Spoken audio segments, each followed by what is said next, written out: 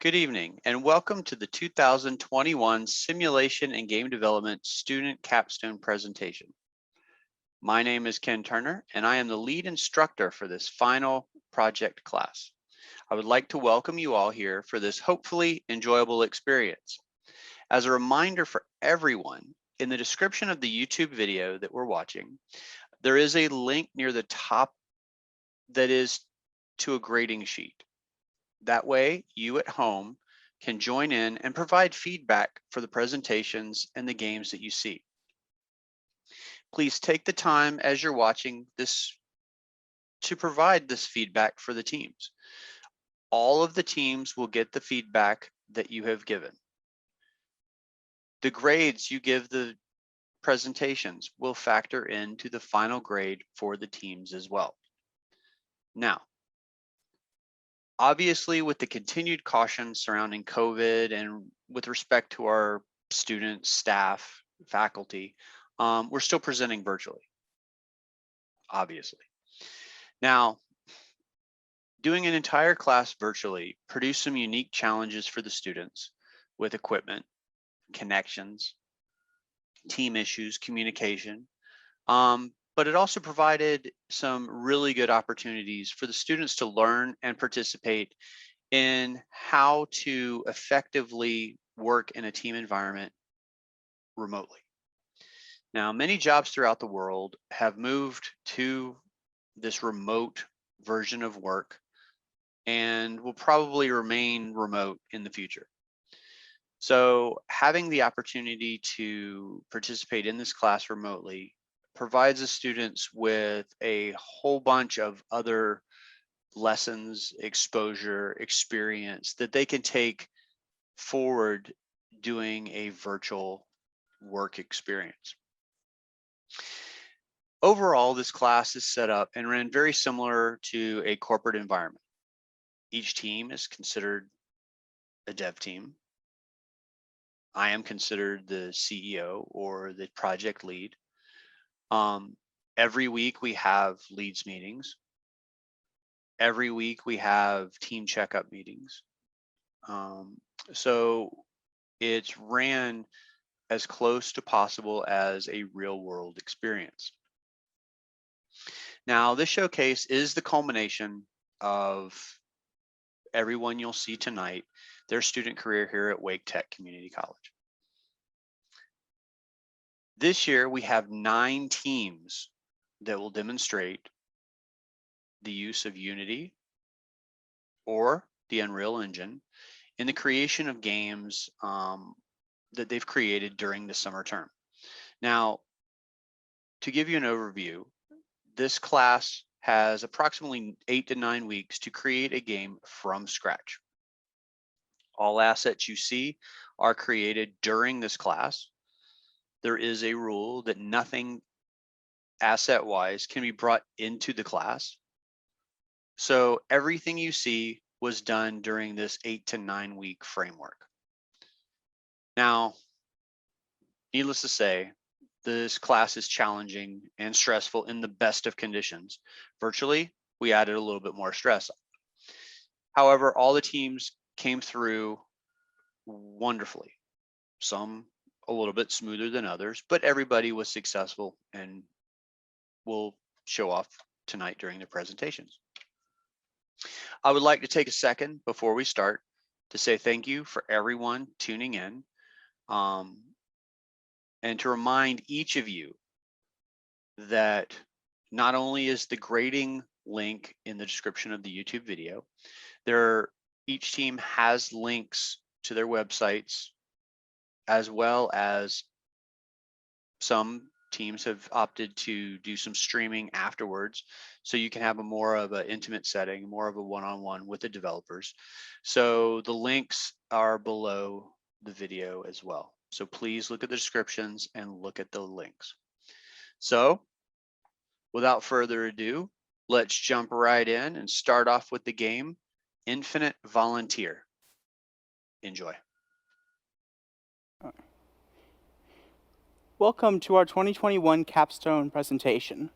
We are Team Nexus, and our game is called the Infinite Volunteer, and I will be explaining the reasoning behind that in just a moment. I'd like to introduce our team members. We have Jessica Livingstone, Brandon Meeks. My name is John Gherkin. We have Dominic Saraga and Christian Marks, and Mark Hardy will be joining us virtually. As I said a moment ago, my name is John Gherkin, and I am the team lead, as well as the lead gameplay programmer and the lead technical artist. I was also the lead designer, and I assisted with other miscellaneous things, such as modeling and texturing a little bit as needed.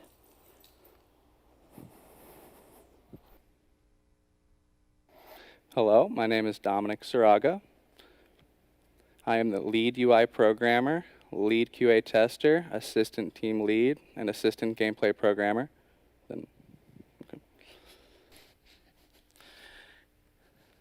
Hello, my name is Brandon Meeks. I am the lead artist, lead 3D modeler, lead texture artist, and lead decorator for the levels that you will about to see in just a second.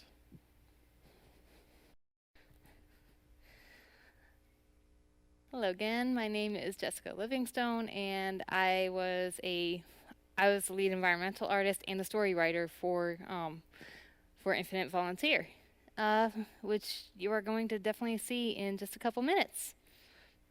Enjoy. Hey you guys, my name is Christian Marks, and I am the lead level designer and puzzle designer for our game. I'm also the website developer, if you guys want to go check out that after we're done with this presentation. That's where you can ask us questions once this is over. But I designed the levels, the puzzles, and made the website, but really it's just down to the base layout. Jessica was the one responsible for putting the textures in, as she said earlier. But with that, I'm going to pass things off to Mark, who again will be with us virtually. Thank you. Hello, everyone. I am Mark Hardy, and I was the lead audio specialist and the UI designer for our game.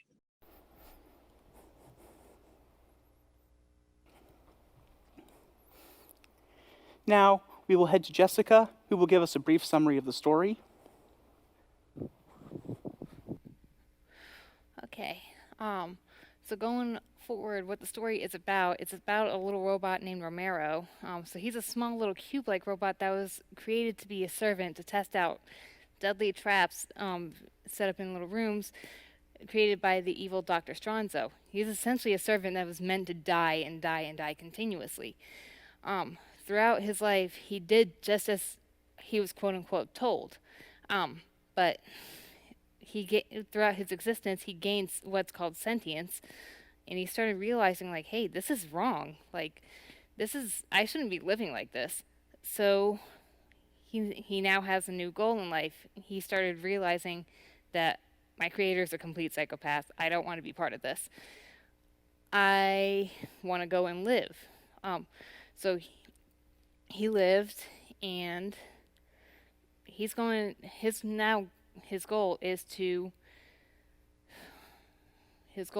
to get out and use his regenerative ability to get out and escape as fast as he can, using as minimal amount of dead bodies as he can as possible, while using his regenerative capability to get away from the testing area and therefore Dr. Stronzo's clutches. So hopefully enjoy.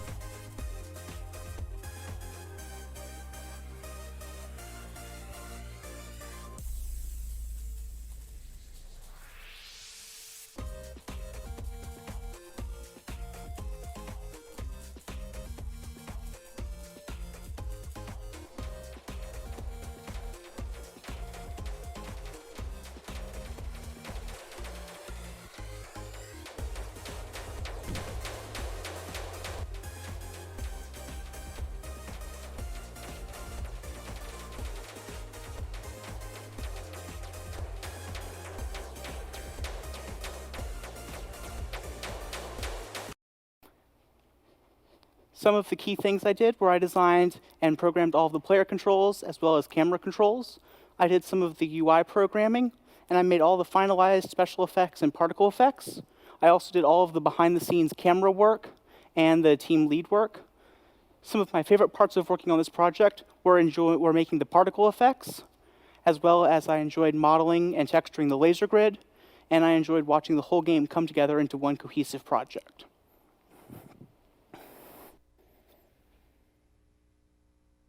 I programmed most of the UI. I did all the AI programming. I did a lot of the bug recording and testing, bug repairing and retesting, and I assisted the team lead with admin stuff when necessary. Okay, my favorite parts. Okay, we'll just restart that. My favorite parts of the project was testing and breaking the game. I've always been passionate about breaking games since I was a child, so it was really fun to be able to do that. And my second favorite thing would have to be creating the AI. I've always enjoyed, making things move in certain directions and reacting to certain things. And just through the whole project, I really enjoyed watching all of us work together to create one cohesive product that everybody can enjoy.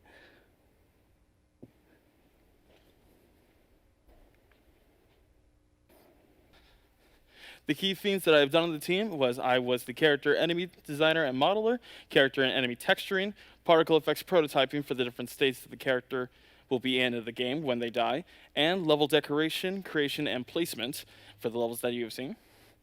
My favorite parts for the game were, at the beginning, we have decided to do a steampunk aspect for our levels, characters, and textures, but we decided with the beginning assets that we made to change it to sci-fi, and thanks to the drawings that I have done at the beginning, I was able to easily change the models and redesign everything just as fast, so it was a nice challenge added to it.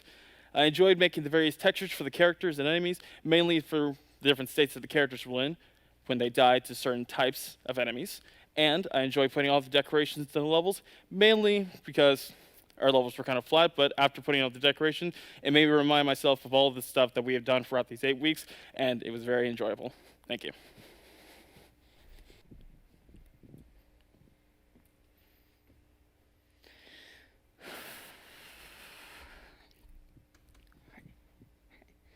So other key things once again, am Jessica Livingstone, and what other key things I did, I created some of these textures for the walls and ceiling, as well as created 1 or 2 little pieces of decoration, mainly a little container.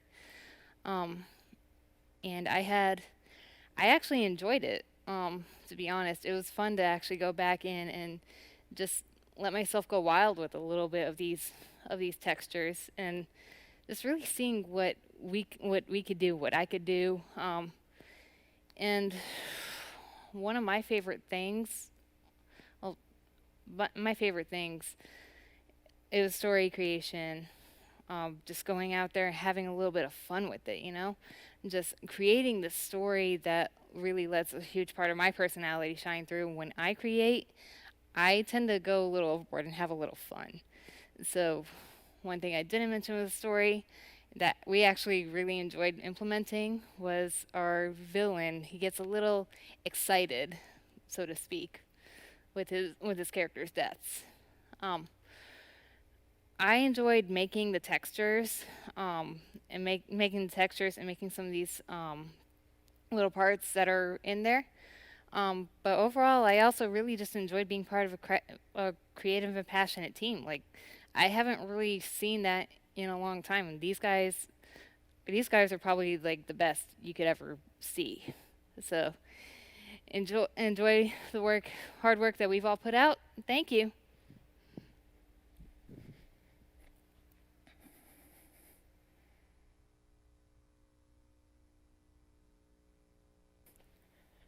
Hey guys, I'm back again. Hope you enjoyed the video presentation of the game.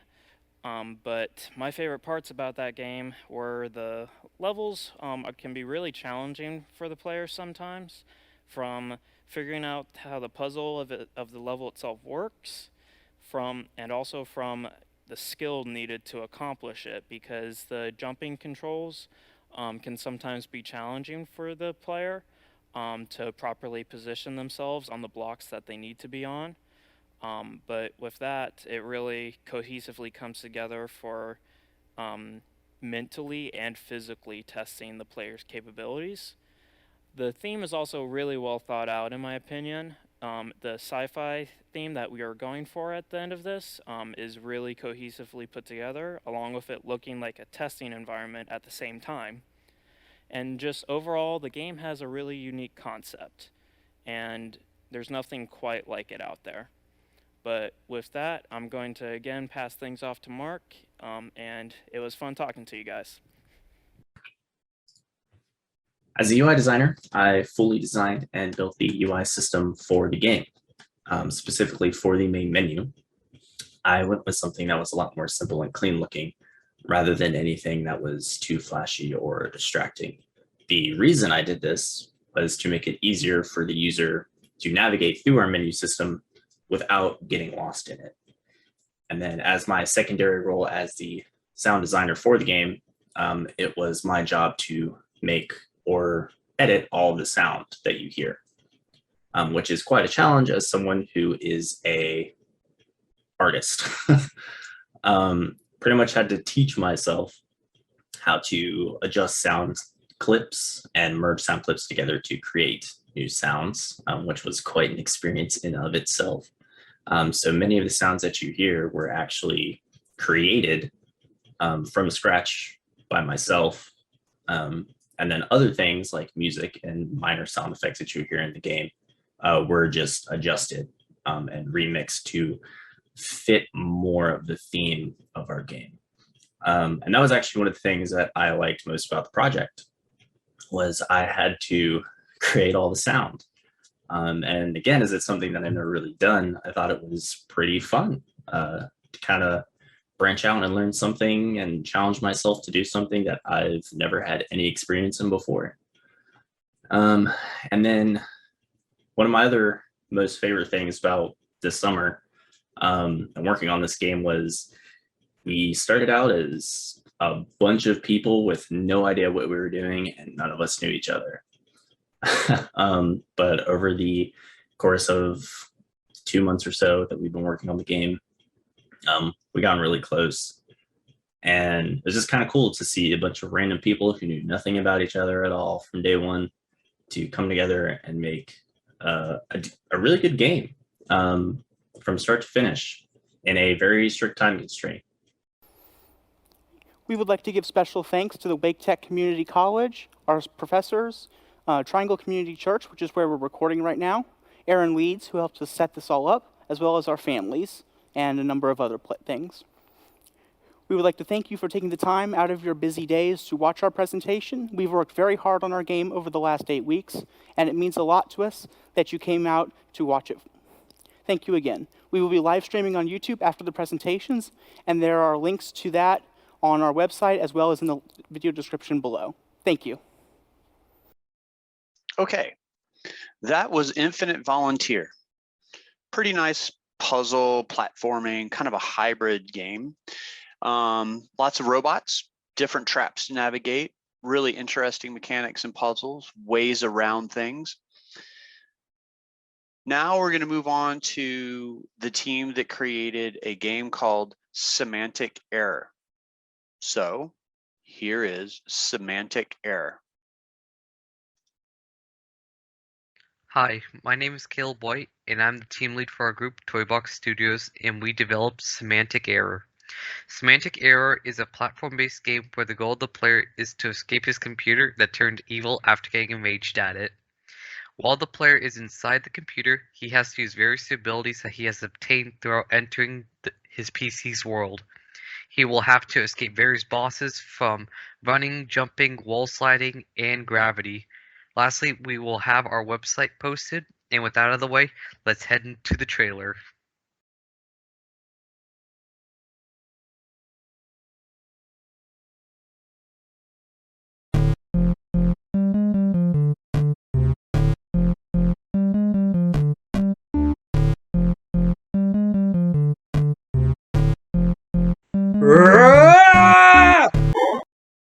Huh?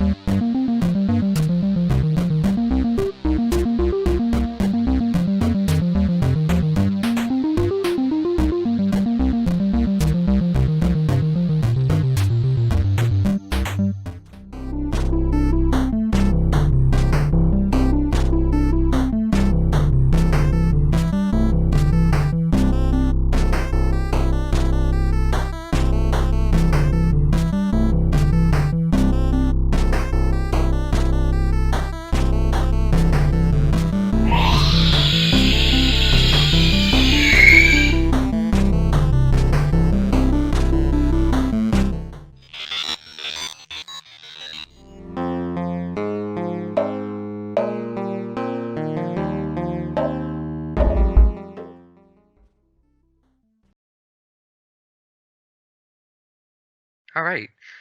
Some of the jobs I had done as being the team lead was being a prop builder, environmental designer, help with some of the level design, some texturing, and a quality assurance tester. One of the many accomplishments I noticed throughout the development cycle was having an understanding of now what it takes to be a team lead. I was not too sure originally what I was going to get into, but it has been a rewarding experience as the weeks have went on. One challenge I did encounter was building in the Unity engine. Something that I did not realize myself was uh, just a lot more so of engine to engine. I was more used to of using Unreal compared to Unity, but thankfully as time went on, when I asked my coders to help me trying to get back to being proficient in Unity, we were able to make that happen.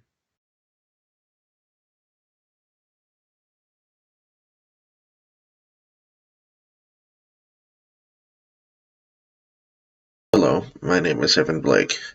I was one of our artists, concept artists, level designers, prop designer, object designer, and quality assurance tester on our team. I'd say one of my biggest accomplishments was the texturing and modeling of our boss 2 and final boss. I think they turned out very well. I did have some help from other team members to get the final texturing done to make it look even better, but I think my contribution was the best that it could have been for those bosses. Although there was at least one obstacle that I was able to overcome, and that was the brain freeze I had toward the beginning of making props. I could not really come up with any ideas, and I was just kind of in a rut. But I took a breath, got over it, and was able to make some fantastic props for the group and for our game.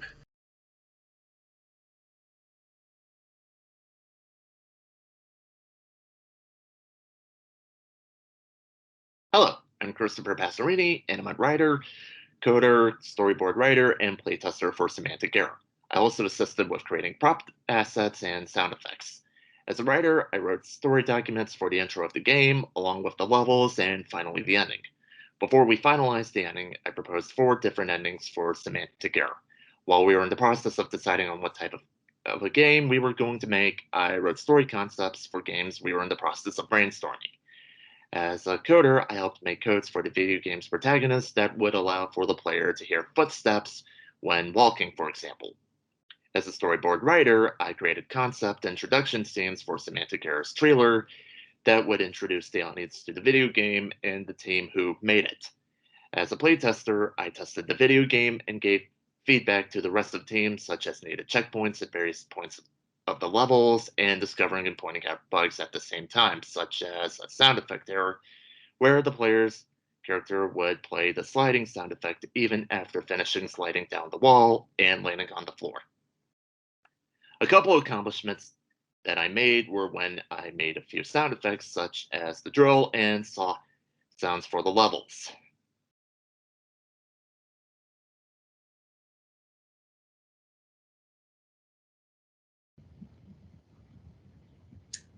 Hello, my name is Jones Wagner, and I was a programmer, level designer, character designer, rigger, and animator for Semantic Error. Most of my time was spent creating gray boxes for each level in the game, as well as implementing the player character and the controls. Getting the player set up was my first priority for the project, because a lot of the game's development relied on having the player available as soon as possible, such as when creating obstacles and hazards. It also helped when designing the gray boxes for each level, as the player's movements were already set up, which allowed me to rapidly prototype rooms for each level and adjust them to the controls. When designing the character, I created them in a similar style to Paper Mario characters, where they're made from multiple separate layers. It was relatively simple to create a rig and animations for the player, but implementing them within the game engine themselves was a bit of a hassle because the animator control quickly turned into a sprawling network of transitions, and I had to dedicate an entire section of the player script just to creating the transitions for the animations to play when necessary. The most difficult part about implementing the player's controls was implementing the wall jumps and the wall sliding. I had to calculate normals for each collision that the player had that were perpendicular to the player, And to get the well-standing animations working, I had to develop a system that checks the player's vertical velocity to determine whether or not to exit the animation. Despite the long, grueling nights that I had to endure writing scripts, it seems to have turned out right in the end. I hope you enjoy playing through Semantic Error, and if you're as bad as platformers as Ken Turner is, then good luck.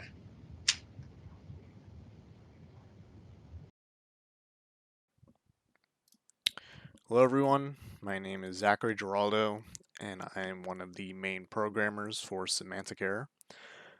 I had a variety of different tasks throughout our game's dev cycle, mainly those involving a script of some kind, but some of those things include our camera system, functionality for our boss fights, hooking up our UI, and other small tasks like bug fixes. Some of the things that I feel really accomplished about were some of those larger tasks that I mentioned, such as the camera system and the boss fights. I think our camera system is one of the most important parts of our game because of how it's able to show the player, the puzzle in front of them, be able to show where they have to go, while still being able to follow and focus on the player character themselves. And being able to transition smoothly between puzzle to puzzle. I think it came out really well, and it works really well for our game. And as well as our boss fights, I think those also came out really well. They are, I think, in my opinion, they're the most, or some of the most fun parts of the game to play. So I was really happy of how they came out. Um, I also just want to quickly mention how proud and accomplished I feel for myself as well as the rest of the team and what we were able to accomplish for our project. We faced many different obstacles throughout our dev cycle, but we were able to overcome them, and I think we were really able to create something really awesome here. So I was really glad to have been a part of it, and I hope you guys enjoy it.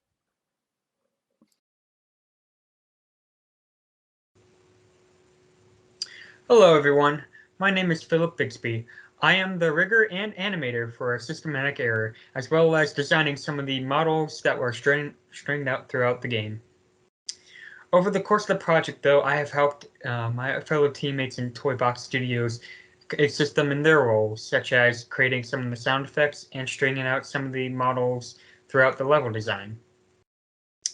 However, my biggest contribution has to be going to the sprinkled out boss fights in the game, where I was able to make them presentable and as a feasible threat to the player, and telegraph their movements for the player to notice their movements and their attacks. However, the biggest obstacle throughout this has to be trying to make the transition into making this a Unity game, and utilizing the Unity engine, as I've been working with the Unreal Engine for the past year.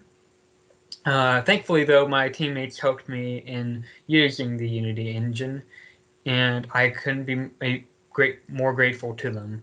Honestly, this team has been a great one to work with, and I am looking forward to seeing their contributions in the gaming industry in the future, and this experience has helped me further my technique skills in animating for video games and possible other forms of entertainment.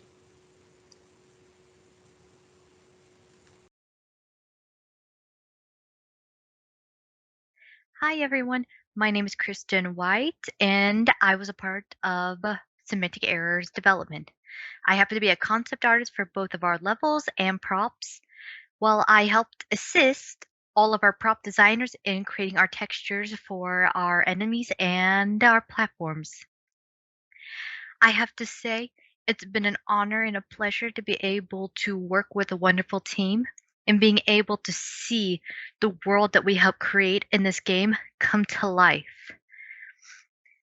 It has been a struggle trying to use the Unity engine, but we wanted our team to be able to excel at what we all do best. And so we decided that our coders needed to have everything available for them.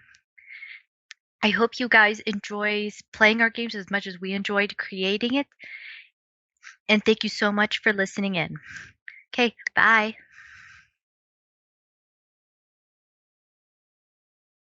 Hey guys, I'm Mason Galvin. I worked on Semantic Error with Toybug Studios. We've all worn several different hats over the course of the semester, myself included, but primarily I was working on user interface and audio design.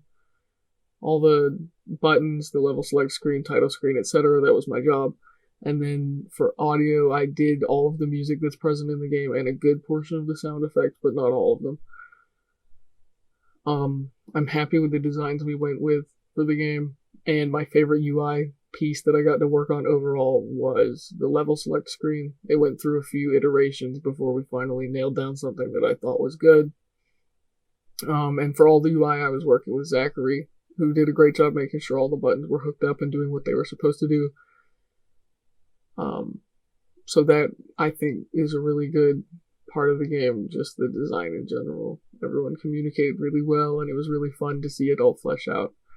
So, the designs we initially came up with have changed a bunch of times throughout the semester, as expected, and I ended up cutting a few songs, which might be a regret, but I didn't think that they felt similar to the mood that we were going for the game, so we did end up taking them out. Overall, though, I think the games turned out great. It was awesome seeing it come to life, and everyone did a really good job, and I'm really glad that we can share it with you.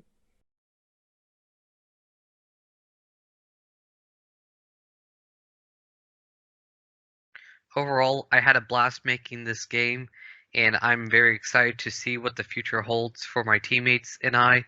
And it's just been a really awesome experience to be able to work with each of these individuals and to see what all of their talents that were brought to the table to be implemented into our game.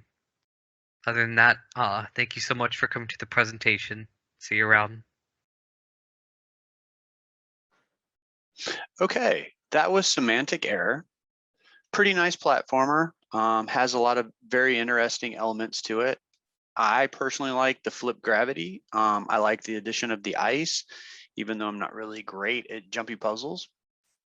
So now we're going to move on to one of our smaller teams. This two-person team created the game Conquest of Magacentrium. So enjoy.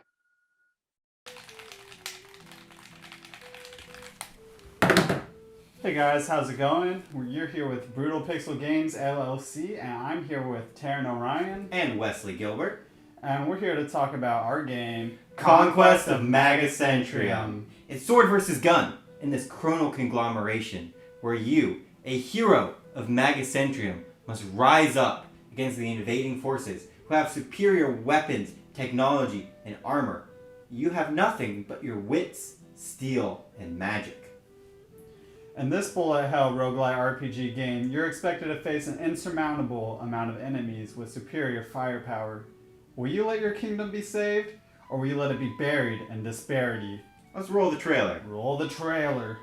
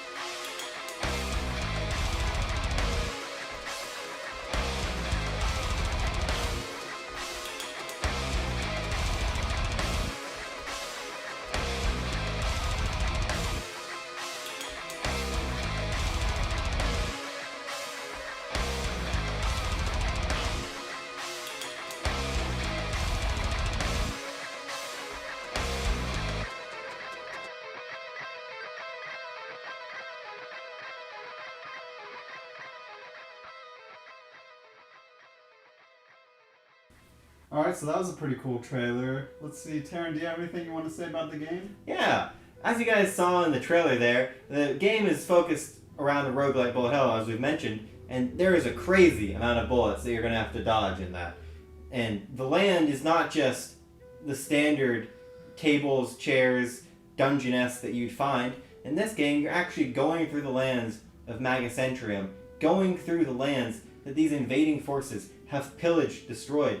They'll be capturing refugees. They'll be setting up fobs that you have to destroy so that you can actually get them out of your lands and save it from being exploited. There's all these trees that you have to duck behind because staying in the open is a death sentence in our game. Not to mention that also the enemies will hide behind the trees as well, so there's a little bit of strategy with cover shooting between you and the enemies. But it's up to you whether or not you want to play this game alone, because it's actually a split-screen game up to 3 players, where you can play as up to 3 different factions. Taryn, what is your favorite combat faction? Oh, I'm glad you asked. Well, my favorite combat faction would have to be the Knight, because they sport a very heavy shield that can hit bullets until you run out of your stamina, or you can take your sword, swipe those bullets right back at the enemies to do less damage, but still a good amount, especially with all the bullets around. And being able to do that, it makes you a very good supportive player and a tank. So if you're by yourself, you can last a while, but if you're playing with other players, you can get your shield out, get into the fray, and save your teammates who are down and need to be revived. Now, they also have a really fun dash attack that does damage, knocks back enemies, and just is a fun way to get right into the fray. How about you, Wes? What's your favorite one? I'd say my favorite class would definitely have to be the Magic faction, and that's just because I have a really fun time burning enemies with the fire spell, blasting them with giant spells, and the crowd control is probably what the selling point for me, considering I'm able to get rid of all of these bullets with a fiery ring around my character. I find that to be a lot of fun, and it can also be used as a support class as well, but I find it to be the most fun one for me personally. You mentioned they had a good crowd control. How did they do that? With the fire? Can they burn enemies? What's up with that? They use the fire ring, and it actually destroys all projectiles around you, and which can save you and other players if you're playing with other people. Speaking of playing with other people, if one of them dies, then you can actually revive them by standing around them. And doesn't the mage have a teleport? Oh yeah, so the best part about the mage, in my opinion, is the fact that they can teleport, because once you're done crowd controlling, you can just get out of there as fast as possible. Sounds like, you can easily get into the fray with him, attack, do damage, burn your enemies to death, get out. It'd be very good. They don't have the support necessary ability of the tank. They can do a lot of damage, it sounds like, and they're not close range like the Knight. And that's why I like them better than the Knight, just because it's a bit more focused on doing damage, but it also does have the capability of being a support character. There is also a third class, right? The Archer. Yeah, the Archer. It's known for its swiftness, being able to dodge enemies with its rolling dodge. And it's also able to shoot long-range projectiles that if you charge up, it shoots faster with higher damage. That's right. And you also have that 3 arrow attack, right? You can spread out and hit multiple targets at once? Yes, actually, the better weapon you get, the more arrows that you can shoot with that attack. So I really do enjoy the Archer, but personally, it's the magic faction that's the selling point for me. That's a good point. But if you're playing with 3 players, you can each be one of every class, or you could all be knights, archers, mages, whatever the best combination and playstyle you guys like. So you're on the battlefield for a long time, dodging, fighting all these enemies, gets really stressful. What does the player get to do to cool off? Do they get to upgrade gear? Is there any chance? What's going on with that? Well, actually, in between battles, you go to a camp where the camp faction organizes some characters to meet up with you in order for you to be able to bank either your money or your items. And there's actually one vendor available by random at each camp that lets you purchase one of their things. So if it's convenient timing for you, then you're in luck and you got something that could possibly help you for your next battle. There's a blacksmith, there's an alchemist. What other ones? There's a traveling merchant. Yes. And oh, there's a hoarder who allows you to store your items, right? Yep. What is with that, right? It's a roguelite, so when you die, it's permanent death. What's the deal with storing your items?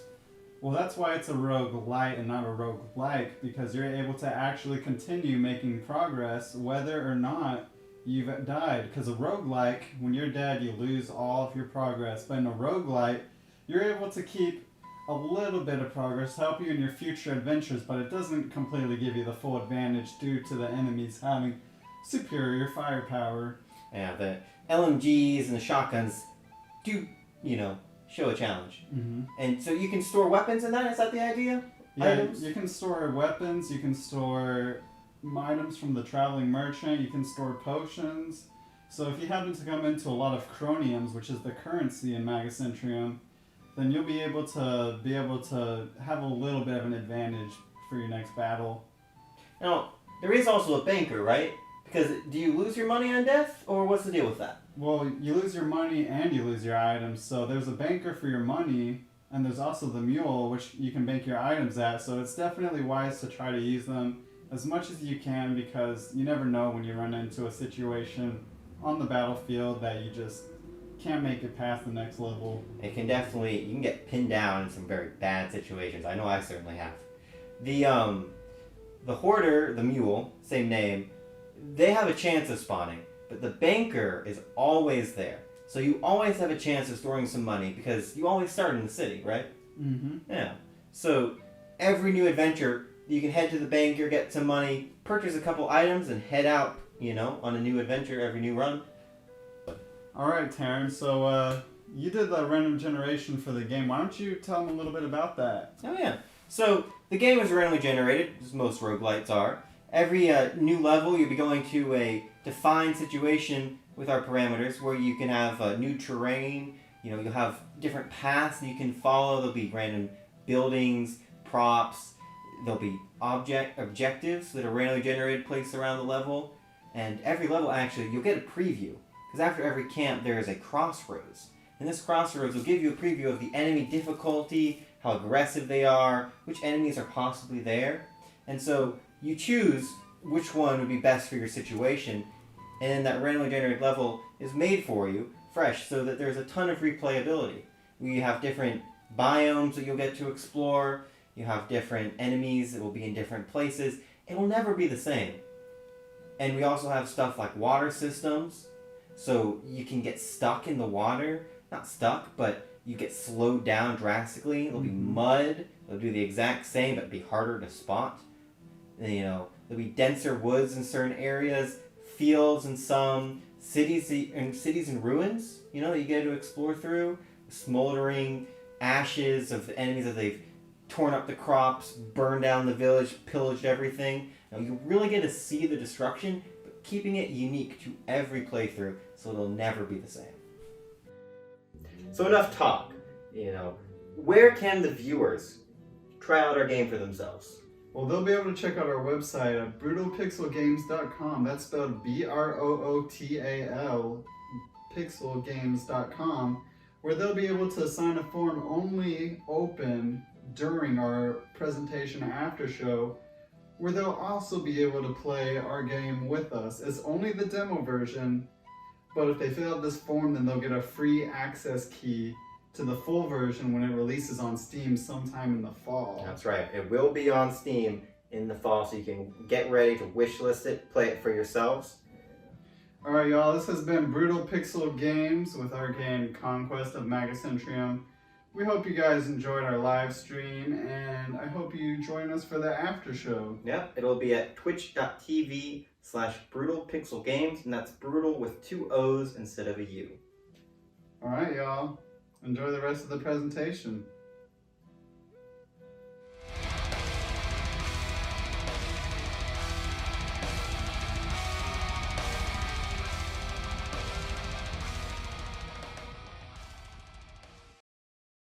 Okay, that was Conquest of Magacentrium. It was kind of an interesting combination of a bullet hell style game. Lots of dodging, lots of shooting, with some RPG style elements in there for upgrading your equipment and selling some stuff. thrown into a 2D setting. So pretty interesting combination. Now we're moving on to another game. This one involves aliens, shooting, some puzzles, and trying to figure out what's going on. I present to you a game called Controlled. Hi guys, my name is Michael Santiago and I was the team lead for our game Controlled. I worked on making the levels props, rigging and animating the characters, as well as programming. In Control, you'll battle to survive against aliens that have appeared on your ship called the Lunar Leaper, orbiting just above the Earth's atmosphere while investigating your surroundings and trying to escape. You play as a security guard in charge of managing the prisoners who wakes up in his office after being knocked out from explosions. Disoriented and confused, you make your way across the ship where you learn the mystery of how aliens have taken over the ship. Gather information to solve puzzles and kill anything that stands in your way as you play Controlled. In a moment, you'll get to hear from my team and look at the game, so without further ado, here's the trailer for Controlled.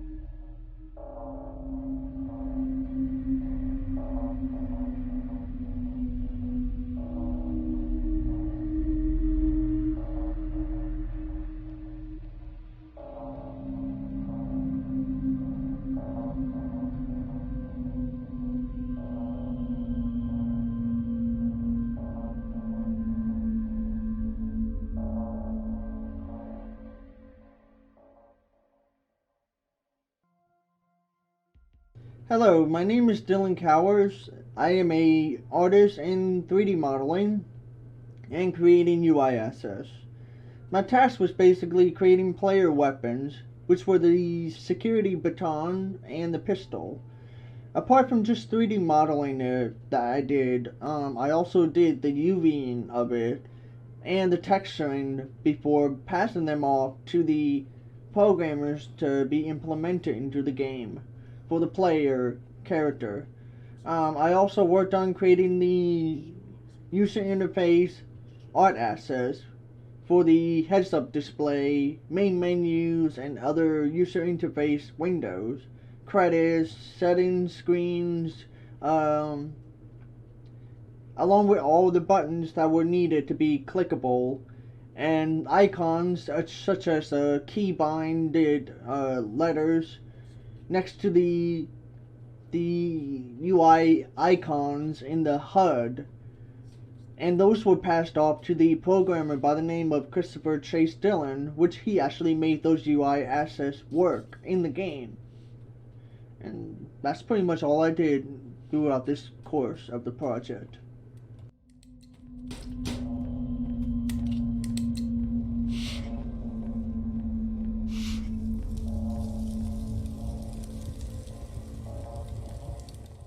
Hello, I am Chase Dillon. I program most of the functionality for the UI, the puzzles, and the main menu. From the main menu, the player can see how to play, they can watch the credits, or they can jump right into playing the game. They can also adjust the volumes of the music, sound effects, and dialogue, which can be changed during gameplay as well. When playing the game, the player's health can be seen in the lower right corner. When the player's health gets below a certain point, the health bar will flash. Above the health bar is the weapon icon. Press Q to switch to the baton, and then again to switch back to the pistol. When using the pistol, the ammo in the clip is shown next to the pistol icon. Extra ammo is shown beside that. You can't reload if you don't have extra ammo. Bottom left corner shows how much medicine the player has. Medicine is used with F and heals the player. Pressing M will open the map. Pressing M again will close the map. Pressing Escape will open the pause menu, where the player can return to the main menu, restart the level, or recheck important information from the journals that they find. With a keypad puzzle, any pressed number is shown at the top. If the code is correct, open the door. If it isn't, clear the entered code and allow another attempt.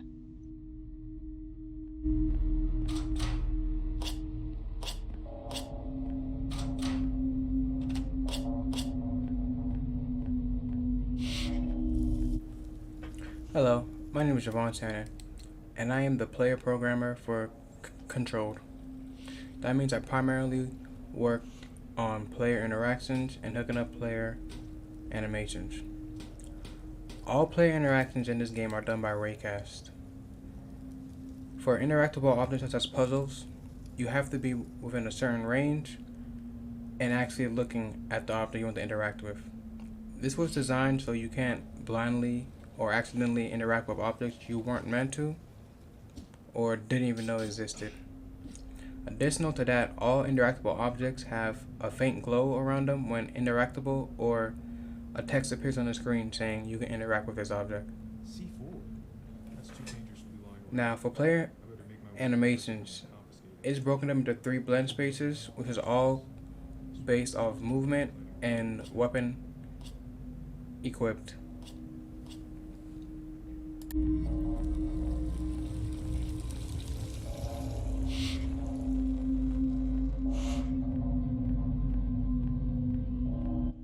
Hi, my name is Paul Doritas. I am the appointed writer for our video game Controlled. I was tasked with creating the backstory and lore of our game, as well as helping out with texturing the model characters for the enemy and player character. It starts out with you playing as Connor Milson, a security guard who was doing his normal security routine sweep when one day an explosion happened and it rendered him unconscious. He awakens a few days later and realizes that something was not right. As the player plays throughout the prison level, they will find journal logs and entries scattered around. These not only help guide the player, but they also give them clues and hints of what they need to do and where they need to go next.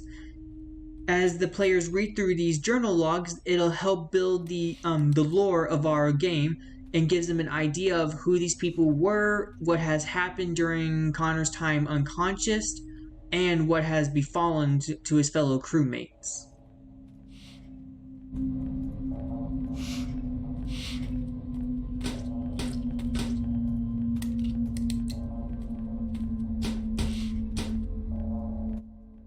Hi, my name is Nick Gillespie, and I was the AI programmer on the Control project. In addition to working with the AI built in the game, I also worked to improve and redesign our combat to be more efficient, straightforward, and easily accessible to the players. I also worked to clean up the code behind the other programmers, pushing them to improve their own programming knowledge, and assisted them in any way that I could. For the most part, I spent my time working to get the enemies to work with proper detection and combat, as the game had originally meant to include a stealth mechanic. That mechanic is still in the game. However, that level was not designed with that in mind.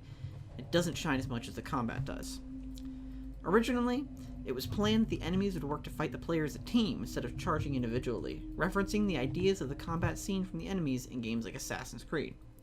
While that did work, it didn't present enough threat to the player, and as such, that feature was changed to how they act now.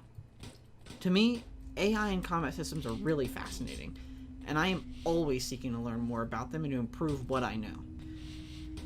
And this project had a lot of moments where I did learn a lot, from delving into the understanding of source control with Git, to working out stealth mechanics for the AI, and a lot of other things.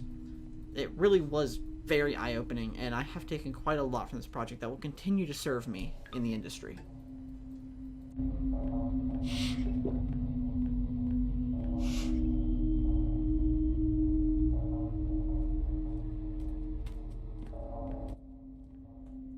Hi, I'm Hannah, and I worked on character art for this project. I made the models for our main character Connor and for the enemy hivejackers. At the start of the project, I was pretty much given free rein to design the characters however I wanted. So based on the concepts that we had come up with for the game and the story that our writer had, I started working on some concept art. The main character, Connor, he didn't change much from his original concept. He's kind of just an ordinary guy that's been put in an unordinary situation. There is not a lot of special features that he has, or nothing that really makes him stand out. Figuring out what to do with the hijackers and, what to make them look like was a much harder task because I was given so much freedom. I had a lot of concepts drawn out for them, and ultimately I decided to go with a humanoid sort of figure with insect-like features. There's an endless amount of possibilities that you have when you're creating something like an alien, and the only real limitations that you have are what you can realistically get done and made and working effectively and efficiently within the time constraints that you have, which it was quite a challenge, but it was a lot of fun.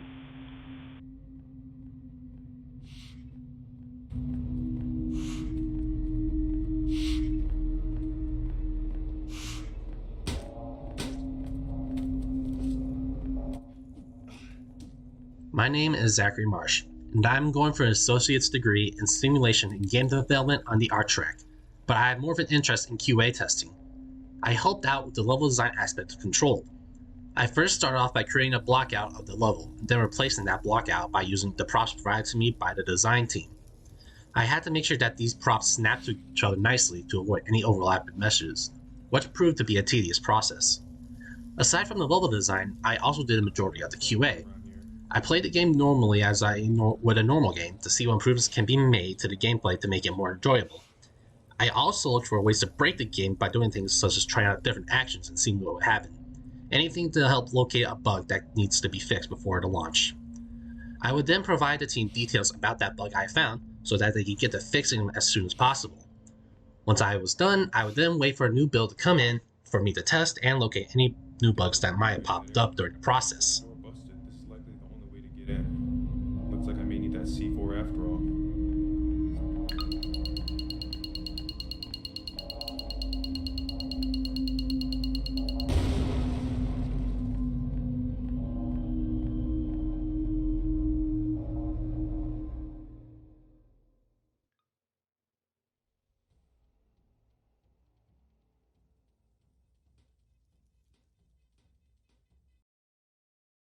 Okay, that was Controlled.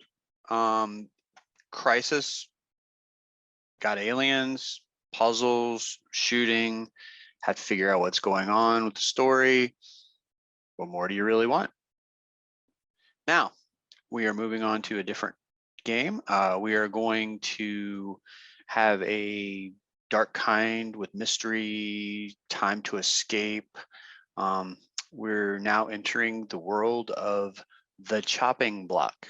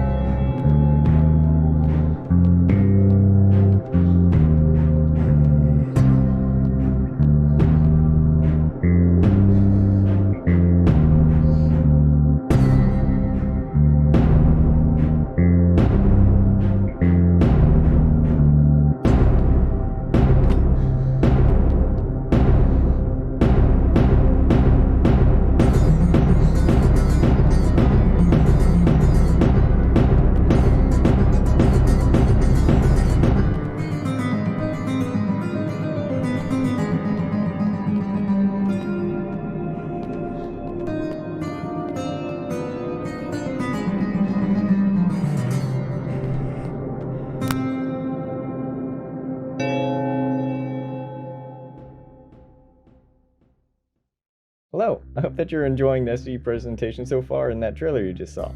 My name is Ramsey Masters. I'm the team lead, head programmer, and I also worked as a generalist on our group's project, The Chopping Block. To give a brief summary of the game, in The Chopping Block you take on the role of an unsuspecting customer who has been kidnapped by a psychopath we lovingly call the Butcher. You wake up in the freezer and your only chance to escape is to enlist the help of past victims by helping them achieve their final wishes. In a moment, I'll go ahead and cover some of the work that I implemented to the game, and then we'll go ahead and introduce the rest of the team and talk about how they contributed to the game while showing some gameplay clips along the way. While programming, I mainly handled implementing different gameplay elements such as the objectives that your ghostly benefactor gives you to complete. I also touched on several other portions of the game, such as the pause menu. In the pause menu, you can go ahead and navigate through the game, but you can also review the different objectives that you got while playing and to your controls. Some of the other areas where I contributed to in this project was music composition, material and texture implementation, and particle creation. I hope you enjoy the flickering flames above the candles as you walk around and explore the different parts of our game. It took some time, but I generally relish becoming a subject matter expert on the texture and material editors in Unreal. I was able to leverage this later to enhance my teammates' already amazing work as it was implemented into the engine. Speaking of those awesome teammates, I'll hand it over to them now to introduce themselves and tell you a little bit more about how they contributed to the project in their own words.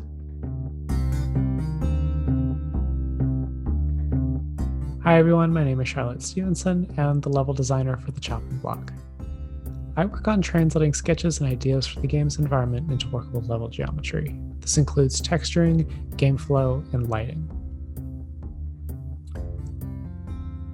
While the game had a set number of rooms decided on from the start of the project, the layout of those rooms changed throughout development. This included adding differences in elevation, as well as some alternate routes throughout the level via the ventilation ducts. While I have lots of experience with level design in other game engines, Unreal was still a little unfamiliar to me. Working on this project helped me refamiliarize myself with Unreal's editing tools, and I even got to experiment with some lighting techniques I had never tried before.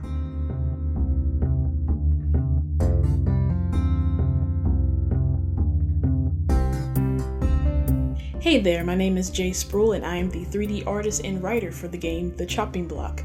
I created most of the assets for the game as well as the written materials, so the furniture, the clutter, the objects and notes that you'll be seeing and interacting with in the game would most likely have been made by me. While first conceptualizing the game, I visualized like a retro, low poly 3D aesthetic, because what's scarier than that? And if you've ever played the games Babysitter Bloodbath or Murder House by Puppet Combo or Outlast by the Red Barrels, you'll understand. Not being the strongest 3D artist, going with the low poly 3D aesthetic was a really good compromise, since we all were majority 2D artists on the team, but doing low poly really helped. And I love doing 2D art, and I was able to still show that through the intro of the game, where you see the player driving up to the butcher's establishment and getting caught at the end.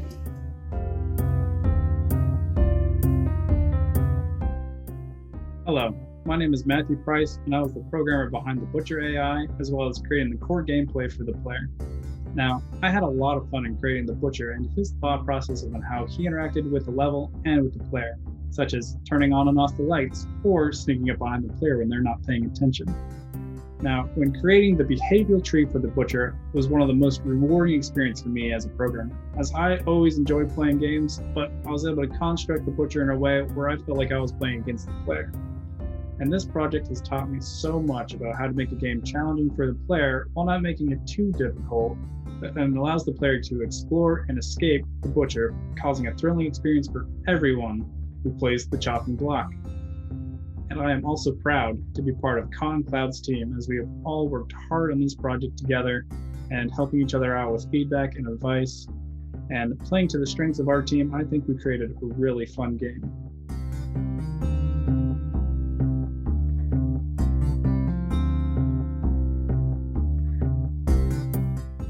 Hello, My name is Ridley Dolliver, and I'm the UI art designer for the chopping block. My goal while I was designing the interface of the game was to keep the screen free of information that isn't always necessary for the player and convey it to them when appropriate in a fashion that's both intuitive and aesthetically pleasing. So I think the best example of this was the implementation of the stress meter, which appears as a small bar around the crosshair and it increases in size until it forms a full circle and turns red, which indicates that the player has reached the maximum stress level. I wanted to design it this way to keep large bars off of the screen that would be generally the standard for this kind of gameplay mechanic in HUDs, as they take up a lot of space and they require players to take their focus off of the center of the screen and look towards whichever corner that the bar would be situated in. So forming the bar around the player's crosshair immediately communicates to the player how stressed they are while minimizing distractions, and not to mention, I think it looks very stylish along with the rest of the UI. For the general aesthetic, I decided to go with the stylized but simple and rough look. I used many pencil and charcoal brushes, giving buttons thick outlines and dark text to increase readability but still look hand-drawn. So the fonts that we picked out and the way that I designed the logo of the game were all meant to look like they were scrawled out really fast on a piece of paper. The notes of the game actually were my favorite asset to create, as I found it really challenging to recreate the little creases and folds accurately that you'd find on like a crumpled up piece of paper or a note hastily stuck to a wall.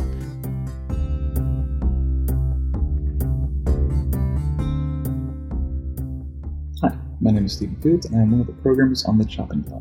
Specifically, I program the player's movement, interaction, and sounds, as well as programming some of the objects that you interact with in the game.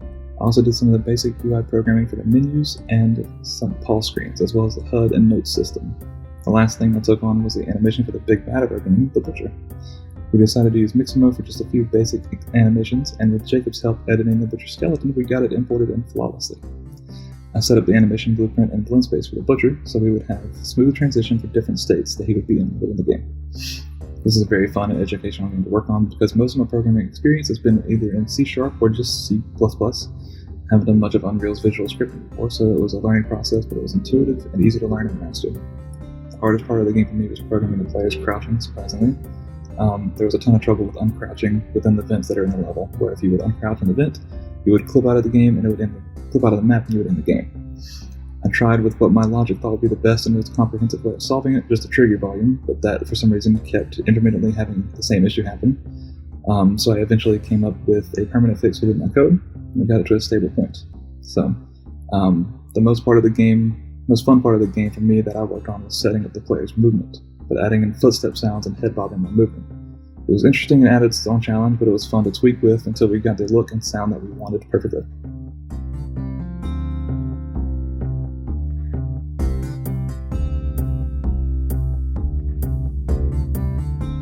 Hello, my name is Lisette Rosa, and I touch the assets for our game, The Chopping Block. I've enjoyed the learning and growth I've experienced during the development of our project. One great lesson I've learned is understanding texture resolution in regards to the model size within a game. You don't want to waste high resolution on a model that will either be very small or won't be the focal point within the game. Some highlights during the project for me was learning how to create decals, because they can add character, depth, and life to a level. My favorite was creating an animated spiderweb from scratch. It created a creepy atmosphere and movement within the level. I primarily used Photoshop and Substance Painter to create the textures for our game. The inspiration for the textures came from found objects in nature, as well as objects within my home. There's a certain beauty that can be found in mundane objects, and I enjoy being able to breathe life into them. Some of my favorite textures that I created from scratch were paintings that you see in the level, as well as the textures for the design of the soda can and the painted textures of the meat in the freezer. I'm so proud of my team and the game that we created. I hope you enjoy the game as well. Thank you. Hello everybody, my name is Jacob Browning. I am the art lead, audio recorder, and editor for ConCloud Productions. First, I wanted to say how amazing everybody did putting their effort to create the chopping block. Honestly, I'm very thankful to be a part of such an amazing group like this. I was happy to take over being the character modeler for the team. I was a bit new to character modeling and took the time to challenge myself to make each part of the butcher's body look realistic but also very scary. My favorite part of the butcher model was the head. It was also the most challenging, but after conquering them, the end results were outstanding. When I heard the map was going to be dark, I wanted to detail the goggles as much as possible and make them scary since they will glow throughout the level. Since the eyes are going to be the most noticeable part of the butcher, I wanted the goggles to have an intimidating look. After the textures were added, I saw how the butcher is going to be a very terrifying creature for the players to experience. Another field I wanted to talk about that I enjoyed working in was the audio for the game. My favorite to create were the ambient, button, and player sounds. My favorite by far was working on the ambient music for the level rather than a music track. I felt like mixing different chilling tones to help add to the butcher's factory, that to tell the players that you do not want to stay in this place. Thank you guys for taking your time to watch the presentation. I hope you all enjoy the chopping block as much as we do.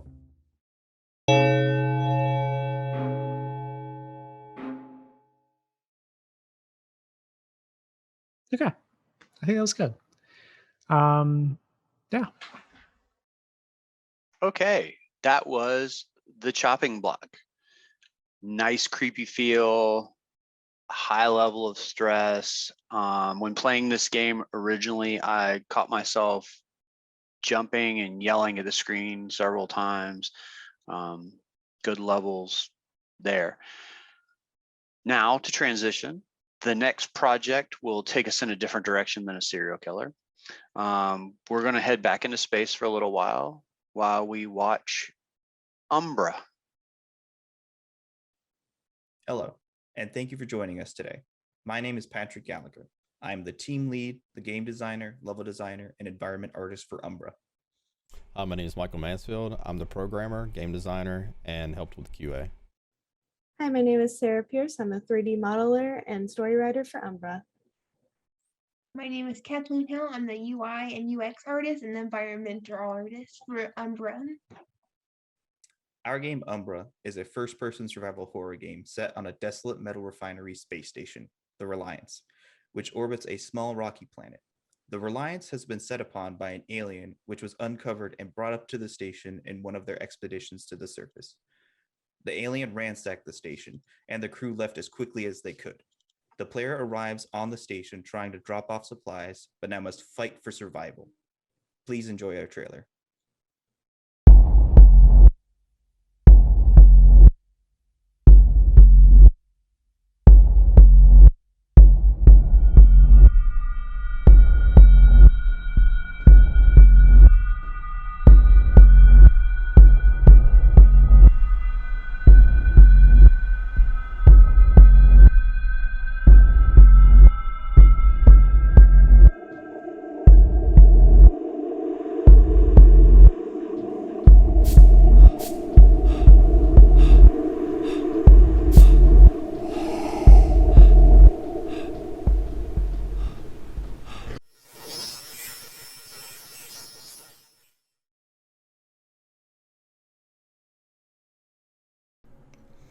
Welcome back. I hope you enjoyed our trailer for Umbra. Now we'd like to talk to you about some of our individual contributions. In our initial discussions of the design, we were originally planning on making a physics puzzle horror game. However, the more we thought about those ideas, the more they began to clash stylistically, and we wanted to create a more serious, grounded horror game. From that, we wanted to create a gritty, realistic-looking environment. The station has been falling apart, and no one is taking care of it, so you can see the dirt and the grunge building up in the air around you. We wanted the station to feel old and decrepit, so the technology aboard the Reliance is rudimentary and mechanical. There are also some remnants of the previous occupants, and one that may still lurk the corridors. The levels of the station needed to feel efficient, as there is not a lot of space on a space station, and it needs to be used intelligently. The halls are cramped, and critical infrastructure of the station can be seen in the set design of the game. We used a lot of 90-degree corners to make more suspenseful and horrifying moments, and large open rooms to create a false sense of security. Now I'd like to introduce you to Michael Mansfield, and he will talk about his contributions to the project. Hello, my name is Michael Mansfield, and I did all the programming, the final cinematic, found and edited some of the sound effects that you hear, as well as worked alongside Patrick to help set up the game inside the engine. I had a great time doing all the programming for this game, from the interactions, mini games, dialogue, player, all the way down to the AI. It was all a blast. I am proud of how all of it turned out and couldn't have done it without the support and input from all my teammates. The final cinematic for me was something new, as I had never created a cinematic in Unity before. But once it all came together and I saw it in action, I was very proud of what I had accomplished. It was a joy working with everyone on our team, and seeing the game progressively become what you all see today was amazing. Thank you, and I look forward to hearing from all of you in the live stream. Thanks, Michael. Now Sarah is going to talk about her roles in the project. Hi, my name is Sarah Pierce. My job was to make 3D models, write the story, as well as find and edit sound effects for our game. My biggest job was to create and model the alien for our game, which creating creatures and aliens has always been my strong point. I've never modeled one before, but I did not let that dissuade me, and I could not have been happier with the results that I ended up with. The other big thing that I did was write all the dialogue for Astro. And that was definitely something fun to do, not only to create more depth for his character, but as well as making sure that he was able to give players tips and helpful advice in a creative manner. Sunspot Studios was such a delight to work with, and I would love to work with them in the future. I hope to see you guys in the stream later. Bye. Thanks, Sarah. Now Katie Howe is going to talk about her roles in the project. Hello again. My name is Kathleen Howe, and I am the UI and UX artist, environmental artist, and the one who created our lovely Astro the astronaut. Before starting this project, I wasn't the most familiar with creating UI, but with tutorials, examples, and help from my teammates, I was able to create the items you see in our game. So this is the Wirebox art. One of my favorite things to do was working on Astro the astronaut. He is the computer system of the ship and is there to help you along your adventures on finding what happened on the ship. Within the last 2 months, from start to finish, Sunspot as a team worked to make Umbra come to life. I was honored to be working alongside the hardest workers I know. Thank you so much again for watching our trailer and hope to see everyone later. Thank you all so much for joining us this evening. We hope to see you in our live stream tonight, and don't forget to download Umbra and give it a playthrough. Okay, that was Umbra. Trying to escape spaceship, trying to figure out what's going on, got the scary alien, but you have your helpful AI, Astro, to try to navigate through everything you've got to do. Now we're going into a platformer, changing from a first-person shooter style to a platformer, and we will get to enjoy Rad Rabbit.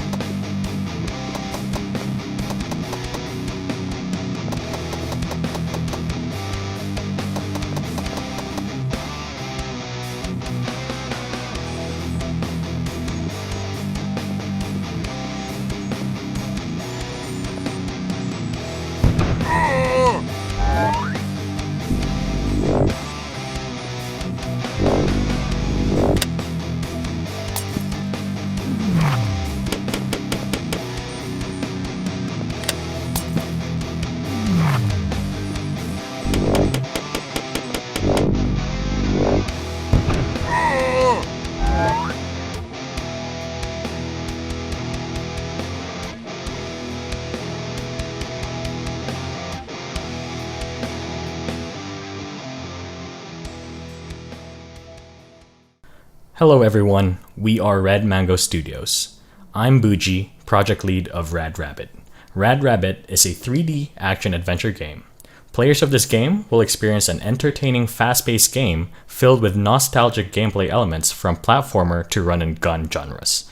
Players will be introduced from toy environments to whimsical and unique situations, providing classic and fresh aesthetics. I'm very excited to share with you the tale of Rad Rabbit. To discuss this project further, let me introduce to you our programming lead, Adam Lembo. Hi everyone, I'm Adam. As the programming lead for this project, I've had my hands dipped in almost everything, working closely with both of my fellow programmers. We as programmers really wanted to provide the player with a fun and interesting experience while playing our game. And I think we've accomplished this goal in the short amount of time we had to create this project. My main focus of development was the AI in our game, as well as designing a level that suited them. I really tried to learn some new skills working with AI on this project, as it is something that I'm really interested in working with in the future. Going into this project, I knew some bits and bobs on the topic, but I'm still learning more, and I'm excited to do so. I was also given the opportunity of being programming lead, which was a great experience, especially since my fellow programmers were great teammates who really cared about our project and learning more in our field. As the programming lead and AI developer, I had to interface quite a bit with Isaiah, who programmed our player. I will now pass it over to him to tell you more about that. Hi, I'm Isaiah Lindsay. I was mainly the player programmer for this project. It was very interesting and challenging to program player movements and interactions in a game where the player movement is so important. It needed to feel smooth and snappy for the different types of gameplay, as our game switches between different styles and camera angles. I needed a character that was versatile and felt very responsive in a lot of different situations. I worked very closely with Adam and Buji to make sure that the player interacted well with the AI and terrain throughout the game. Because of this, I wound up touching on every part of the project, which I found to be very educational. Creating a world that felt alive and fun was crucial for the player that I created to truly shine. Buji did a wonderful job programming for and setting up the game world that did just that. Hey, Buji here. Aside from being project lead, I am one of the fellow programmers. I had a really great time working with Adam and Isaiah. I worked on developing various platforming and environmental gameplay elements. We wanted to make sure that Rad Rabbit is filled with numerous interactions and experiences. I also worked on menus, UI, audio, and just making sure everything was pieced together and working harmoniously. I was also responsible for camera elements. This includes our cinematics and camera effects. This makes our game really be able to show our narrative as well as being able to provide player direction. And now to talk about our art direction and visual elements of the game, I'll hand it to our art lead, Anthony Parisi. Hi everyone, my name is Anthony, and I'm the lead artist on Rad Rabbit. My tasks ranged from overall art direction and consistency to 3D asset creation, sound effects, music, shaders and material creation, and implementation. If it's in the game and it's a visual element, it most likely passed over my desk at some point. When we began planning the game that eventually became Rad Rabbit, our team really enjoyed the idea of telling a relatable childhood story. With this idea in mind, we decided to work with a stylized approach to inspire the nostalgic feeling of a childhood's imagination run wild. I created several shaders with Unity's shader graph system to accomplish a cel-shaded, outlined visual style, as well as animated shaders and particle systems to achieve the desired visual effects that we required. I also created most of the environment art, textures, and even some of the enemies seen throughout the game. Finally, as a final touch, I added some post-processing to really push the visual style. We had a great time working on this game and putting this world together, and I hope you enjoy it. To tell you more about characters and narrative, I will now pass it off to Noah. Hi everyone, I'm Noah. I had many roles in this project, but my biggest contribution would be as narrative designer and character modeler. As narrative designer, I conceptualized many of the characters and their relationships, as well as the main storyline. I worked closely with other team members to ensure that the story progression aligned with the level progression and level design. Because I was so involved in the conception of the characters, I also took on the role of character modeler. I had the pleasure of modeling the player character, Sonny the Bunny, and the main antagonist, Ivan Snooze, the villainous Moon Man. I also modeled the toy soldier enemies and many of the environment props. To talk more about environment props, here's environment artist Andrew Peck. Hello everyone. My name is Andrew. I created the UI art and designed the UI layout for Rad Rabbit, creating our main menu UI along with the chalkboard drop-downs for the settings, the TV screen, and for the help menu, the layout for the credits, and also the other buttons in our fonts menu. We work diligently on this project to ensure that anyone who plays has a fun experience, and we are proud to present Rad Rabbit to you today. Now, to wrap things up, back to Bougie. Thanks, Andrew. Well, that is it from us. I hope you had as much fun watching our presentation as we did developing Rad Rabbit. To find out more and play our game, check the description below to find our website. You will also find a link below on a live stream on where we will be taking an in-depth look at our game, which begins directly after this. From all of us at Red Mango Studios, thank you and good night.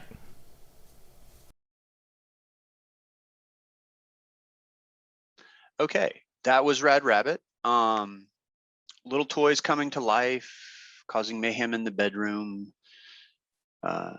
Good jumping between a third-person view and sort of a top-down kind of shooter view, depending on the areas that you were at. A lot of jumpy puzzles, a lot of movement in a 3D space. Very well done. Now, you have to ask yourself, what would you do if you woke up on a sinking ship? Well, in the next game, Overboard, you are going to try and find out. So let's take a look at Overboard.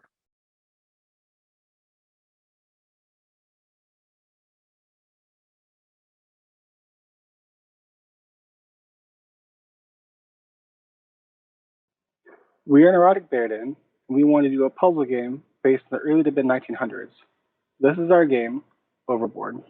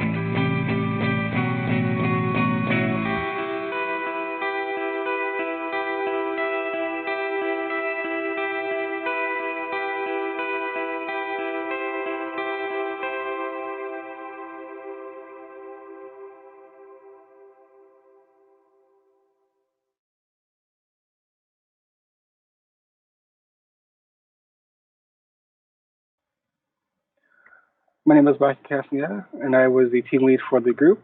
I also did the audio effects along with some of the UI.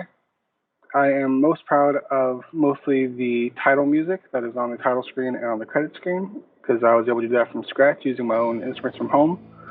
And that was a very new and fun experience to be able to implement into the game, along with some of the sound effects are also homemade, and I was glad to be able to implement those.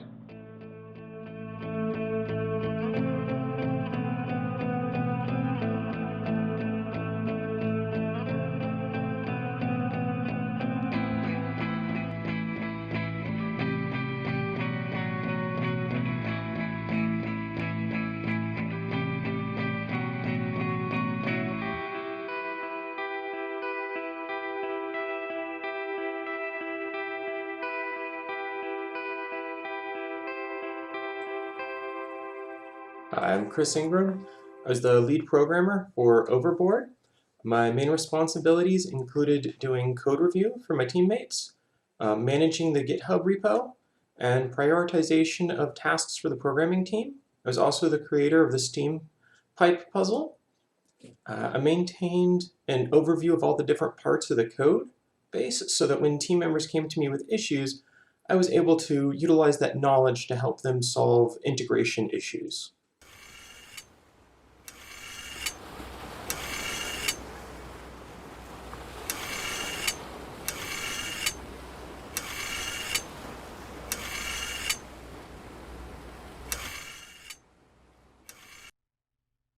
Hello, my name is Robert Sikora. I'm a programmer on the game Overboard. I was responsible for designing and implementing the gear puzzle, the inventory system, the item database, the item inspector, and some custom editors. I enjoyed the challenges that came from working on the item database. It gave me a chance to work with scriptable objects and test my skills to create a scalable system that is easy to understand and work with.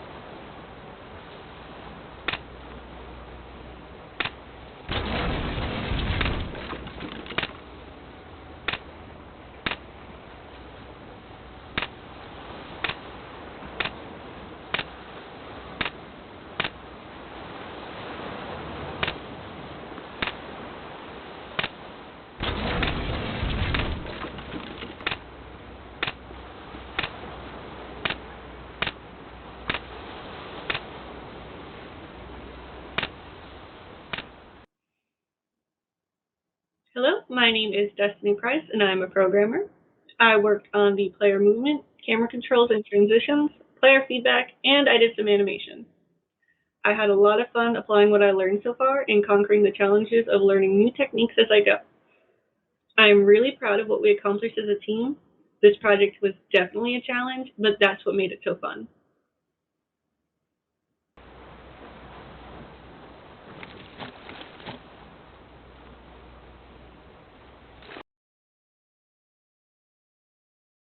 Hey everyone, I'm Eric Eaton, the lead artist for Neurotic Vanguard's most recent title, Overboard.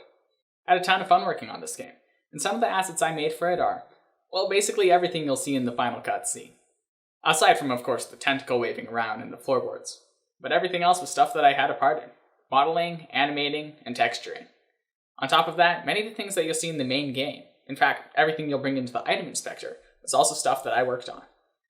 Three of the assets that I feel have particularly shown some of my skill in narrative play are the lighter, the pocket watch, and the pen. Each of these hides a specific part of the key to get into the safe. But more than that, they tell a story. The pen and the pocket watch in particular have little tentacle patterns on them, an homage to the final cutscene. And then the lighter has, well, a whole bunch of cigar assets to go with it, to kind of tie it into the room that it's in. On top of that, some of them have little hidden features aside from those. The pocket watch actually tells time if you look at the hands closely, and the lighter, if you click on the top of it, bursts into flame, just like it should. I'm really proud of those, and I'm also proud of the level design that we did. And then, the last thing is the production plan, the thing that really helped it happen behind the scenes. I worked hard with Eli to make sure that art assets were made in a timely fashion and in a robust way that would stand up to industry standards. And in the end, we got some pretty good results.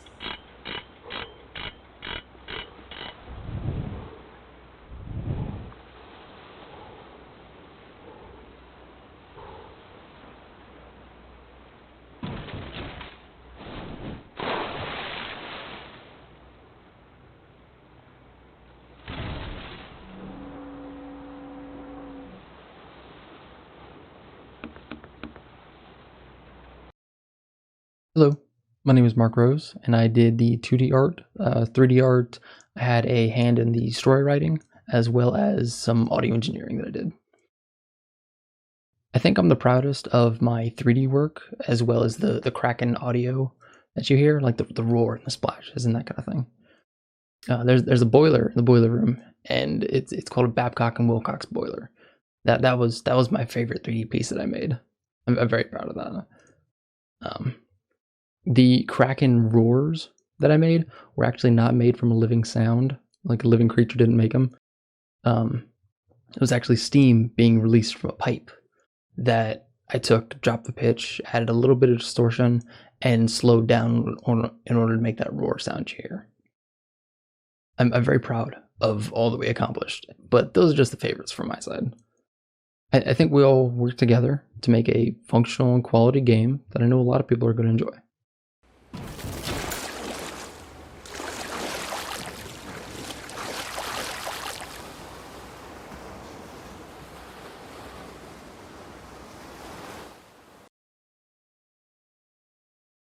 Hi, I'm Eliza Telkamp. As environment artist on Overboard, I have modeled many of the ship's interior models, such as modular walls and doors. Other notable objects that I have modeled would be the toilet and suitcases. For this project, I have learned how to use Substance Designer for creating procedural textures, which I used for making tileable floor materials, as well as using Substance Designer's bakers to have a high poly to low poly workflow. Additionally, I've learned how to use Unity's shader graph to create my water material that is seen throughout the game. This was Neurotic Bear Den. Please check the link in the description for our website, and please download our game.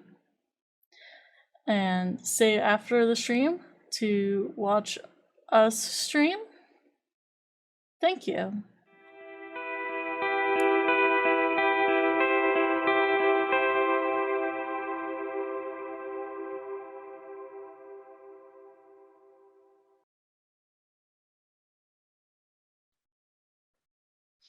Okay, solving puzzles to escape a sinking ship. Exploration, being able to find some clues out, moving around the ship, all while trying to figure out why the ship is sinking. And that was Overboard. Now, we've had some puzzle games, some shooting games, some scary, some fun. And now it's time to wrap it all up with The Lonely Child. So I give you The Lonely Child. Hello, Wake Tech. This is Duck Noir presenting Lonely Child. My name is Zach. My name is Patrick Wiggington. Aiden Vaughn. I'm Bailey Mifflin. And I'm Jairo Rivera Nieves. And I'm excited to show you this exclusive trailer.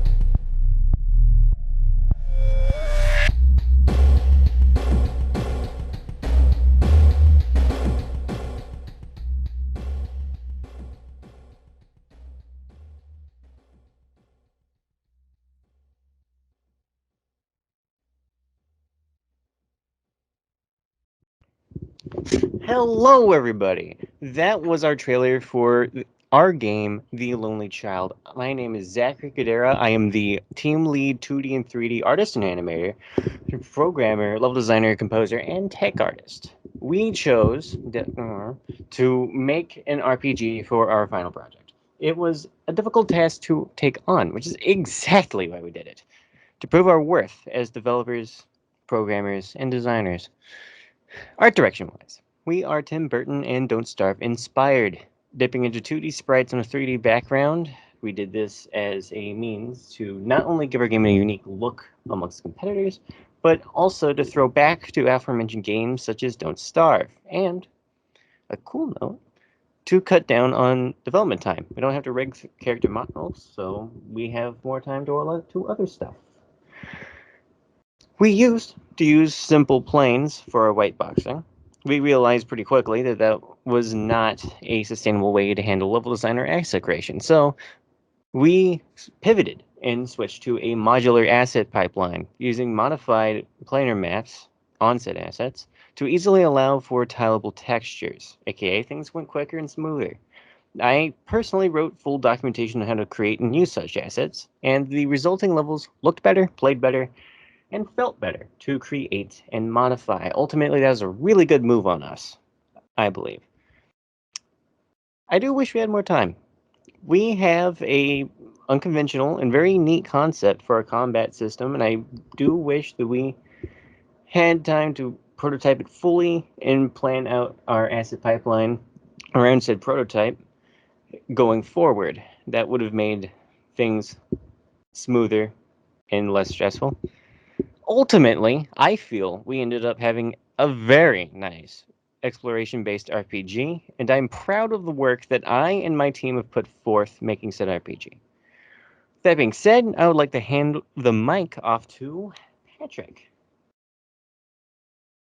Hello, I'm Patrick Wigington, and I was the concept designer as well as 2D and 3D artist for The Lonely Child.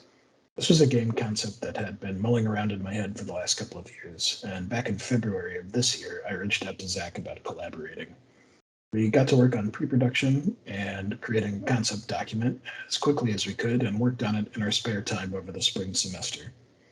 When the summer session started, we quickly realized that the original concept of an orphan child exploring an entire village, hunting ghosts and searching for his friends was way too vast to accomplish in 8 weeks. So we pared it down significantly and had the orphan child exploring the orphanage itself over 3 distinct levels, hunting ghosts. As a 2D artist, I wanted to create enemies and designs that not only evoked Tim Burton style and early surrealist styles, but also creatures that look like something out of a child's art book. In essence, these ghosts could be drawings that the disturbed orphans had drawn in their nightmares come to life. In addition to the 2D art, I also helped write much of the dialogue for the battle sequences. Now, these battle sequences are pretty significant to the RPG, and the dialogue trees are very significant in the battles. So it was a really big challenge to create dialogue that was compelling and interesting for the player, but I think I succeeded with the help of a wonderful team. And with that, I'm going to hand it off to Aiden, who will talk to you about the process of programming the game.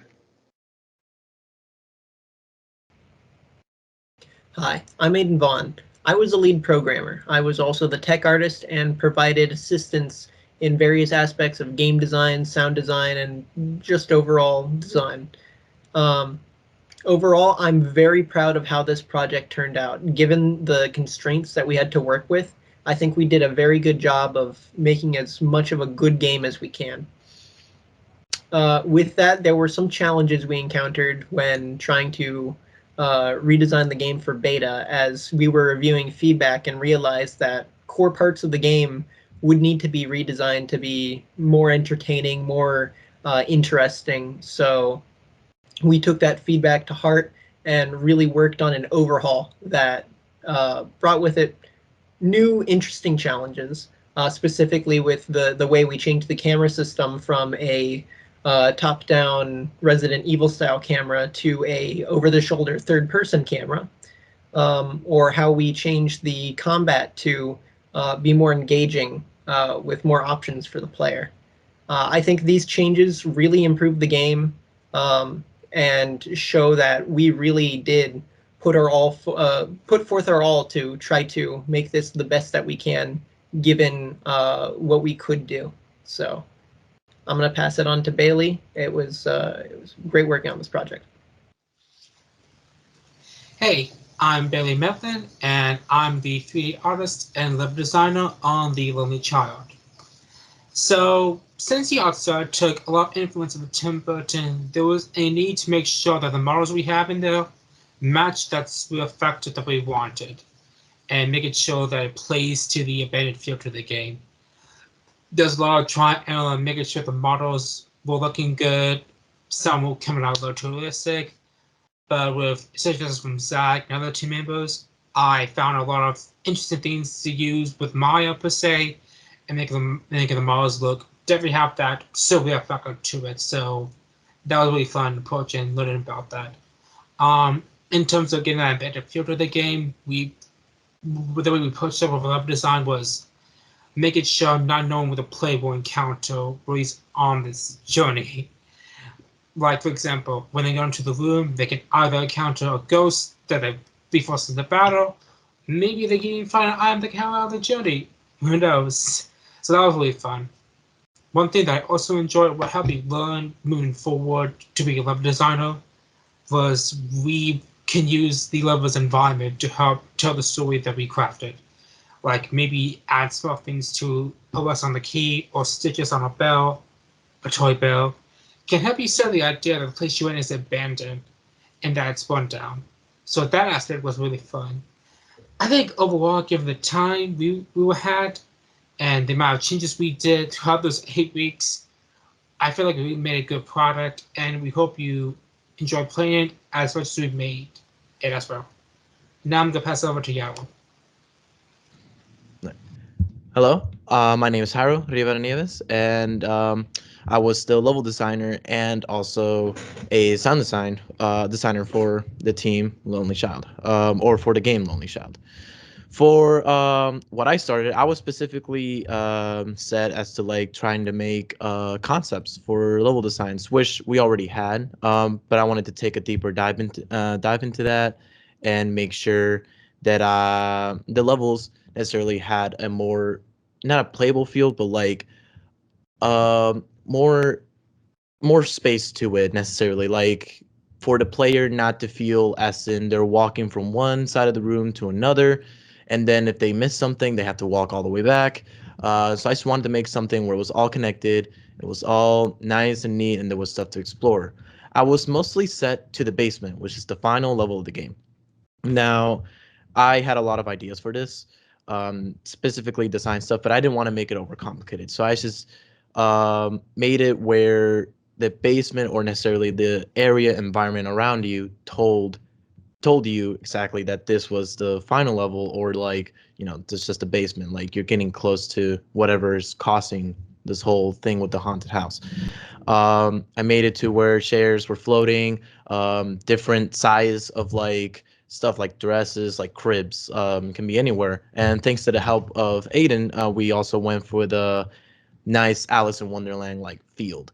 So it actually turned out very good. I liked it. It was a challenge, but it was very nice. And another thing I enjoyed was sounds, actually. I made a lot of sounds in the game, or necessarily like not the music, but just the sound. Like, did you hear ambience wise, whispers, all that good stuff. And I actually had a very decent time, a very nice, fun time making all those sounds, trying to see how I can make it better, reverb, you know, all the stuff, messing around with the edits. Um, Other than that, this project was a lot of fun and pretty much an eye opener for me of how much is like deep into the production. With that said, hope you guys enjoy the game, and I'll turn it back to Zachary. Hello once again. This has been a very important past few weeks, both for our team and all of the other talented teams in this class. I would like to thank Wake Tech, Vernon Malone, my high school, and Ken Turner, as well as wish a good luck to all of the other teams and their presentations. Hope those go well. If you liked our trailer and presentation, you can visit our itch.io website in the description to play Lonely Child, our game, and acquire each team member's individual contacts should you so desire to contact us for our lavishly good work. And with that, this has been Duck Noir, signing off. All right, Lonely Child. Fighting some ghosts and trying to figure out what's going on. Lots of jokes in there, funny twists, exploration. Very nice. Okay, that was our last submission. All 9 teams did really well with the challenges that were set forth by the class during the summer semester. Again, I cannot stress enough that normally it is high stress, but being thrown into a remote and a high stress situation at the same time can be extremely difficult. Overall, everything seemed to go fairly smoothly. So I want to say, I hope that everyone enjoyed the games that you were able to see. I wanted to remind everybody that you can reach the teams via their websites. The links and the streaming links are in the description below on the YouTube video. Also, as a reminder, don't forget to fill in the grading sheets. These will help, and any feedback you can give for these young developers will help them hone their craft, make these games better moving forward. Now, I would like to throw out before we go some thank yous for people that helped make this really worthwhile and successful every single year. I want to first thank our partnership with Red Bull. They have partnered with this final project class for the past 4 years. Every year we're expanding a little bit more and a little bit more. They provide feedback for the games. They provide all sorts of guidance. We gain advice from professional esports athlete Anakin. So we're looking to continue expanding this as we move forward in the future. So thank you, Kaylani, Christian, and of course, once again, Anakin. I also want to thank everyone for watching tonight and supporting the teams throughout the summer semester and the semesters building up to this. It's this constant support that helps everything be successful.